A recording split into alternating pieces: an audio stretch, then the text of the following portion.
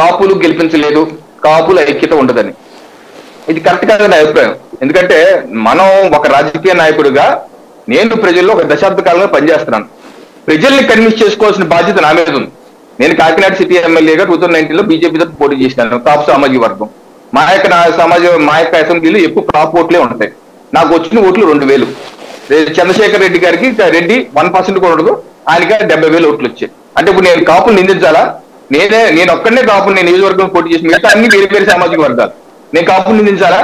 కాదు కదా. నా ఫెయిల్యూర్. నేను నాయకుడిగా కన్విన్స్ చేసుకుని నా కాపులకి నేను నాయకత్వాన్ని పూజ చేసుకోలేకపోయాను. నా ఫెయిల్యూర్. అంతేగాని నేను ఇంట్లో కూర్చొని నన్ను వీళ్ళంతా కాపులంతా ఓటు చేశారు కాబట్టి కాపులంతా వేస్ట్ అంటే కాదు కదా. ఒకళ్ళ మీద మనం అనకూడదండి. ఇప్పుడు మరి చిరంజీవి గారిని సపోర్ట్ ఎలా వచ్చినాయండి? 18% ఓట్లు ఉమ్మడి రాష్ట్రం. అప్పుడు ఎప్పుడు స్పేస్ లేని టైంలో రాజశేఖర రెడ్డి గారు ఉధృతంగా ఉండి అటు టీడీపీ 5-6 పార్టీలతో మరి కూటమిగా వెళ్ళి మహాకూటమి పెట్టి 6 పార్టీలతో వెళ్తే ఒంటరిగా పీఆర్పీకి అన్ని ఓట్లు వచ్చాయంటే ఎవరు నిలబడ్డారు? ఎవరి నాయకత్వాన్ని ఎవరు ఆ రోజు ఆమోదించారు? ఎవరు విశ్వసించారు?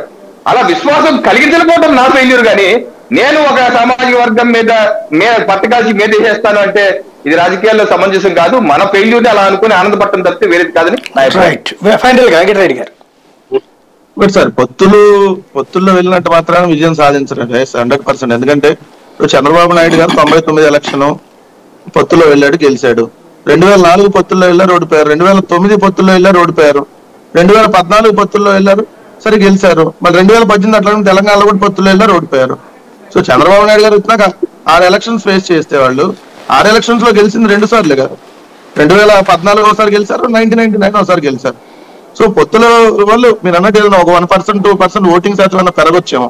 ఎందుకు పెరుగుద్ది అంటే వాళ్ళ ఓటు కొంత ఏదో ట్రాన్స్ఫర్ ఉంటుంది కదా. కనీసం జనసేనకి 5% వచ్చింది పోయినసారి. 1% 2% ట్రాన్స్ఫర్ అవ్వచ్చు, అంతమించి ఏముంటది. దాన్ని గెలిచేటటువంటి అవకాశం అయితే ఉండదు కదా. ఎందుకంటే ఇవతల మా ఓటింగ్ శాతం పెరిగింది అనేది మేము క్లియర్ కట్ గా మాకు అన్ని ఎన్నికల్లో కనపడింది. సో మేము అందుకని 60% ఓట్ బ్యాంక్ మాకు ఉంటుంది. వాళ్ళు ఎన్ని రాజకీయ పార్టీలు కలిసి వచ్చినా వాళ్ళు ఆ పార్టీ లోపే పరిమితం అవుతారనేది మాకున్నటువంటి అంతర్గత సర్వేలు బట్టి మాకు వస్తున్నటువంటిది. రెండవది నాయకత్వం కూడా. ఇప్పుడు వాళ్ళు రాస్తున్నారు. ఇప్పుడు విజయవాడ వెస్ట్ ఏమన్నా జలీల్ కానీ తెలుగుదేశంలో ఉన్న జలీల్ కానీ వెళ్ళి పవన్ కళ్యాణ్ కలిసి రమ్మన్నారు, కలిసి వచ్చాడు.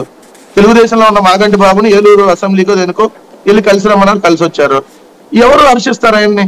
అప్పుడు దాకా ఆ కాన్స్టిట్యూన్సీ లో పనిచేసిన జనసేన నాయకుడిని కాదని జనసేనలో పొత్తులో భాగంగా వాళ్ళకి వస్తుందని వాళ్ళు ఊహాగానాల్లో ఉన్నప్పుడు పొత్తులో వాళ్ళకి ఒకవేళ సీట్ వచ్చినా అక్కడ క్యాండిడేట్ తెలుగుదేశం క్యాండిడేట్ అయితే పరిస్థితి ఏంటి?